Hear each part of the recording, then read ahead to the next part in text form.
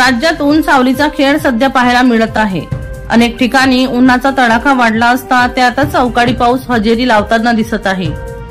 दरम्यान गेल्या काही दिवसांपासून जळगाव जिल्ह्यात कडाक्याच्या उन्हामुळे जळगावकरांच्या अंगाची लाही झाली होती।